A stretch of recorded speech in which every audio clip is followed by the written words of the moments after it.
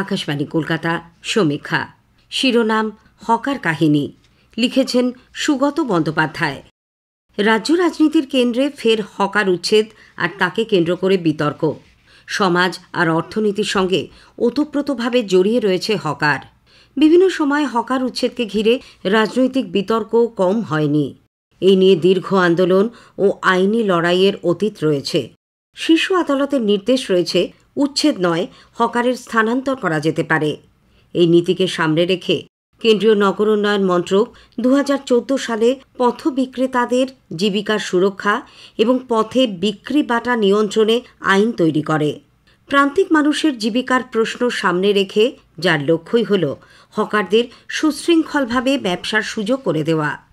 National urban livelihood mission কর্মসূচিতে যুক্ত করা হয়েছে হকারদের সামগ্রিক মানোন্নয়ন প্রকল্প। কিন্তু কতটা কার্যকর হয়েছে সেই সব উদ্যোগ? কেন্দ্রীয় আইনে প্রতিটি শহরে টাউন ভেন্ডিং কমিটি তৈরি করার কথা বলা হয়েছে। হকারদের চিহ্নিত করতে সমীক্ষা চালানোর পাশাপাশি কোন পথে তারা বসবে সেটা নির্দিষ্ট করার দায়িত্ব দেওয়া হয়েছে টাউন ভেন্ডিং কমিটিকে, যা নিয়ে 2013 সালের 6 সেপ্টেম্বর সুপ্রিম কোর্টও একই নির্দেশ দেয়। কলকাতার বাইরে হাওড়া, শিলিগুড়ি, আসানসোল, বোলপুর, বারাসতের মতো কিছু বড় জেলা শহরে ভেন্ডিং কমিটি গঠিত হয়েছে অ্যাডহক ভিত্তিতে। কতগুলি জেলায় যা রয়েছে খাতায় কলমে, যার খবর জেলার হকাররাও জানেন না। কোথাও আবার তা হয়ইনি। কিভাবে গঠিত হবে এই টাউন ভেন্ডিং কমিটি? আইন বলছে, কলকাতার মতো বড় শহরের ক্ষেত্রে এই কমিটির সদস্য সংখ্যা হবে সর্বোচ্চ 20, যার 40% সদস্য হবেন হকার, 1/3 মহিলা রাখতে হবে। ভেন্ডিং কমিটির নির্বাচিত হকারদের মধ্যে SC, ST, OBC সদস্য থাকতেই হবে। 10% সদস্য হবে এনজিওর প্রতিনিধি। বাকি 50% প্রতিনিধি আসবে ব্যবসায়ী সংগঠন, ট্রাফিক পুলিশ, পুলিশ ও পুর প্রশাসন থেকে। প্রয়োজনে ব্যাংকের প্রতিনিধিও রাখা যেতে পারে। ভেন্ডিং কমিটির হাত থেকেই পরিচয়পত্র নিতে হবে হকারদের। তাতে জানা যাবে হকারের সঠিক সংখ্যা। টাউন ভেন্ডিং কমিটি হকারদের সামাজিক ও বাণিজ্যিক সুরক্ষা পেতে এবং নানান সরকারি সুযোগ সুবিধে পাইয়ে দিতেও সাহায্য করবে। কিন্তু কেন্দ্রীয় আইন তো হয়েছে 10 বছর আগে। তা কতটা কার্যকর হয়েছে? 2018 সালে টাউন ভেন্ডিং কমিটি কলকাতার 1008টি এলাকাকে নন হকিং জোন হিসেবে চিহ্নিত করে, যেখানে হকার নিষিদ্ধ। শহরের 58টি ক্রসিংকে গুরুত্বপূর্ণ হিসেবে চিহ্নিত করা হয়। এই ক্রসিংগুলির 50 ফুটের মধ্যে পথ নিরাপত্তার স্বার্থে কোনো হকার বসতেই পারবে না পসরা নিয়ে।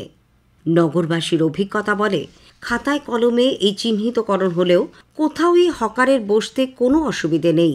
বরং রাজনৈতিক নেতা আর পুলিশের প্রত্যক্ষ মদতে প্রতিদিন এই সব এলাকায় নতুন নতুন হকার বসছে। শহরে বাড়ছে হকারের সংখ্যা। ফুটপাত বহুদিন আগেই দখল হয়ে গেছে।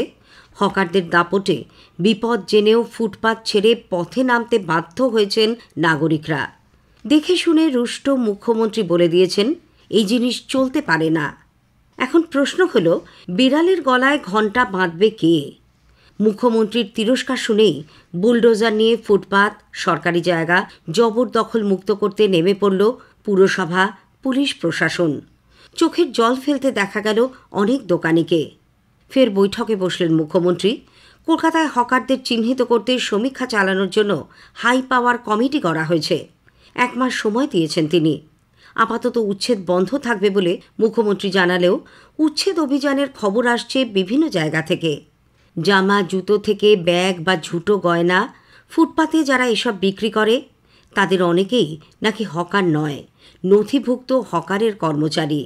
এই ভুতুরে হকার খুঁজতেই জিও ট্যাগিংয়ের ব্যবস্থা করা হয়েছে, যা থেকে স্পষ্ট হয়ে যাবে কোন পথে সে পসরা নিয়ে বসে। গত বছর শেষ বেলায় হকারদের পরিচয়পত্র বা ভেন্ডিং সার্টিফিকেট দেওয়া চালু করেছিল ভেন্ডিং কমিটি। এখনও পর্যন্ত পেয়েছেন মাত্র 1200 হকার। তাহলে হকার নিয়ন্ত্রণে কেন্দ্রীয় আইন পুরোপুরি কার্যকর করতে কতটা সময় লাগতে পারে তা সহজেই অনুমেয়। সমীক্ষা শেষ হলো। এটি লিখেছেন সুগত বন্দ্যোপাধ্যায়।